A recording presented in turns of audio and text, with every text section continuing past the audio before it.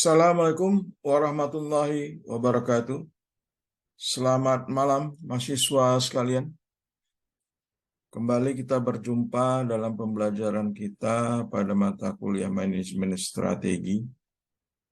Kali ini kita sampai ke materi ke-13 ya.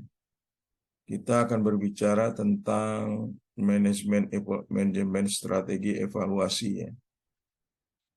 Jadi di manajemen strategi itu dibagi 3 tahapan ya. Pertama adalah memformulasikan strategi, kemudian implementasi strategi, dan terakhir adalah evaluasi strategi. Evaluasi strategi itu bisa dilakukan kapan saja ya. Tidak diharuskan di akhir periode, di tengah periode. Pada saat implementasi strategi itu dijalankan misalnya, kalau ada hal-hal yang akan dirubah atau diperbaiki, bisa langsung dilakukan evaluasi. Bisa dilakukan lagi pembaharuan. Ya. Jadi evaluasi strategi ini kapan saja, anytime, ya, itu bisa dilakukan oleh perusahaan, ya, tergantung situasi dan kondisi. Kemudian minggu depan ya, kita akan kembali memakai Zoom ya. Pertemuan 14-15 kita pakai Zoom, yaitu dengan presentasi mahasiswa ya. Presentasi mahasiswa ini adalah mempresentasikan makalah kelompok ya. Makalah kelompok kamu ya. Saya sudah membagi kelompoknya dan sudah juga kamu mengirimkan makalahnya. Tetapi saya minta Anda untuk membuat PowerPoint ya. PowerPoint tidak perlu banyak-banyak, intinya saja ya. Karena namanya PowerPoint adalah poin-poinnya saja ya. PowerPoint ya, poinnya saja ya. Jadi PowerPoint itu paling banyak adalah 5 slide ya. Jadi judul ya, kemudian langsung pembahasan dan penutup. Nah, itu aja isinya ya. Jadi intinya saja paling banyak 5 slide. Nanti akan saya share kelompok untuk pertemuan 14 dan kelompok untuk pertemuan 15 ya, agar dapat mempersiapkan diri ya. Nanti kita presentasinya by link Zoom yang nanti linknya akan saya share kemudian. Oke, itu saja pengumuman dari saya. Kita melanjut ke pembelajaran ya. Pembelajaran tentang evaluasi strategi. Evaluasi dan pengendalian strategi ya, atau fungsi kontrol ya.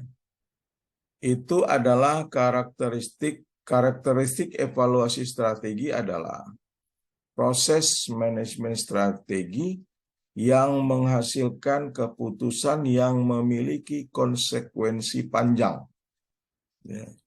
Jadi proses manajemen strategi menghasilkan keputusan untuk diimplementasikan atau dijalankan dan memiliki jangka panjang, dan biasanya implementasi strategi itu pasti akan ada yang benar dan ada yang salah.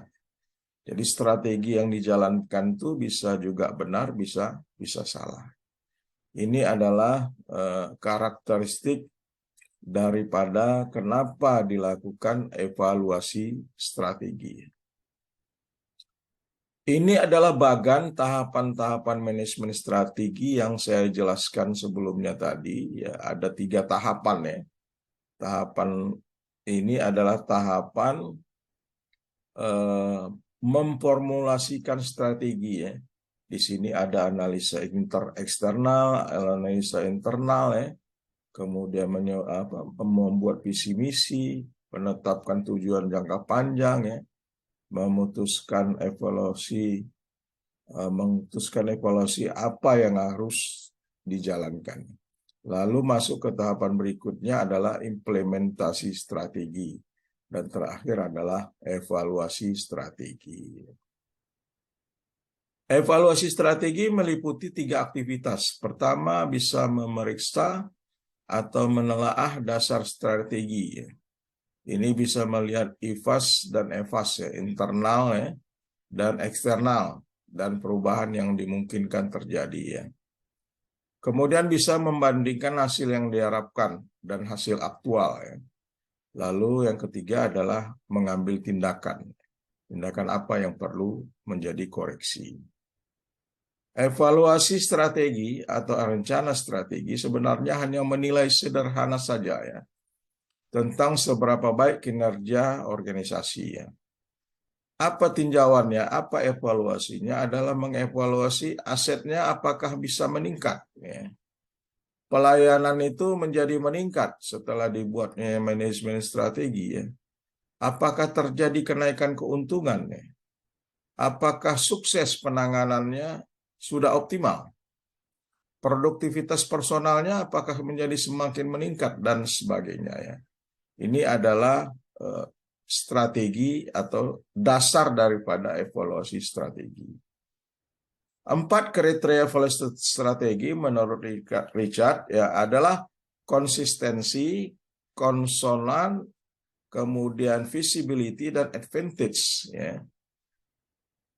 Yang mana konsonan dan keunggulan atau advantage itu adalah pengaruh dari eksternal, lingkungan eksternal.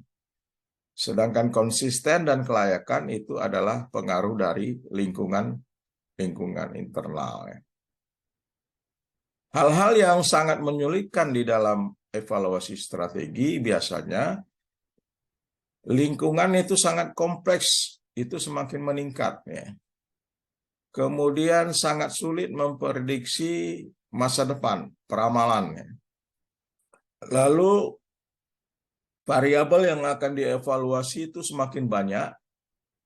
Lalu kemudian rencana yang bagus itu, mulanya rencana bagus itu pada ujungnya itu menjadi tidak relevan atau usang.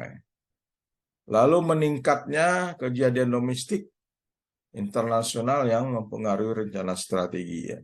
Misalnya sekarang zaman kata orang sekarang apa akan terjadi perang dunia ketiga. Nah, kita nggak tahu, mudah-mudahan tidak terjadi. Kemudian batas waktu suatu perencanaan. Proses evaluasi strategi itu bisa dilakukan dari atas sampai ke bawah, sampai ke seluruh unit organisasi. Harus dilakukan secara kontinu, terus-menerus, dan dilakukan koreksi jika diperlukan. Ada beberapa catatan penting tentang evaluasi.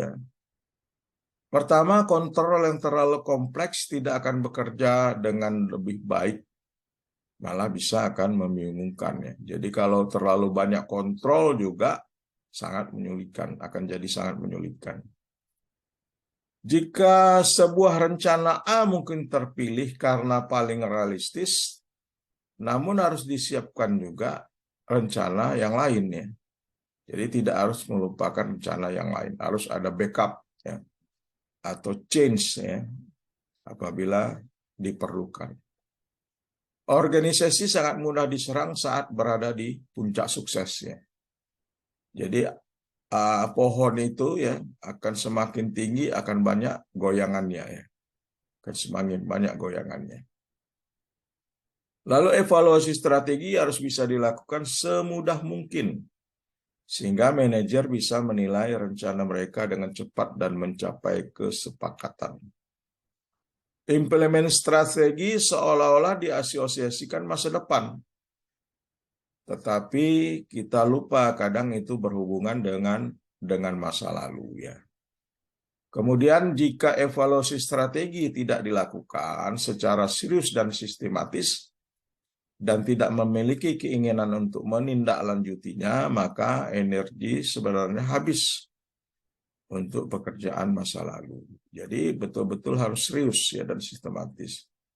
Organisasi dan praktisi manajemen telah sepakat bahwa Perencanaan strategi adalah isu manajemen terpenting saat ini dan akan bertahan untuk kurun waktu 5 tahun mendatang.